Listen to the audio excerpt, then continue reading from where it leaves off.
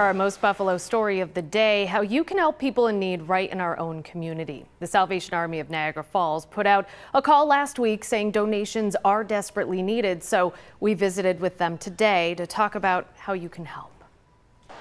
We're getting really very short in food.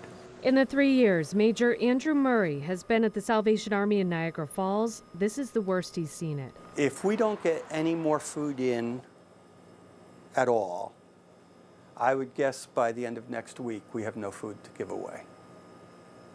And for me, that's heartbreaking. This food pantry serves about 300 families every month. We help them with essentially just under a week of food for the family. Families are able to pick out what they want, things they actually know how to make and actually like to eat. For people who are food insecure, for people who are struggling to get by, pay their bills, pay their mortgage, all those kinds of things, food almost becomes an option. The ability to buy food becomes a luxury. And so the necessity of a food pantry, of a place where they can go, where without judgment they can get help, and just to help them over this particular time. Murray says a lot of times by the end of summer, the shelves start clearing out because people just aren't thinking about donating. It's a little bit frightening right now, but we also know how good people are. One of the things that my experience is that people want to help other people, but they don't always know how.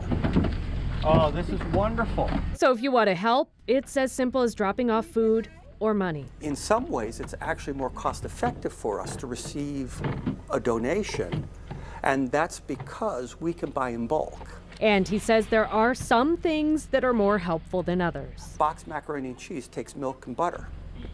And if you're food insecure, you might not be able to afford milk and butter, in which case a box of macaroni and cheese might not be helpful. Another thing that actually we need all the time for the food pantry are can openers. We get canned goods, and if somebody doesn't have a can opener, they have no way to open the can. Canned meats, tuna, pasta, sauces, and vegetables, and food with pop-top cans go over well. They also need toiletries. Maybe toothpaste is something that you can't afford to buy right now because you've got to buy a protein. And so that's the reality of the situation of many of our neighbors.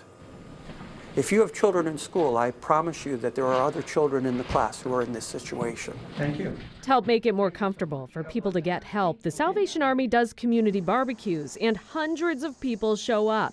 It all just shows how big of a need there is in our own community. We're okay for today, we're okay for this week, but there are a lot of empty shelves that are normally full.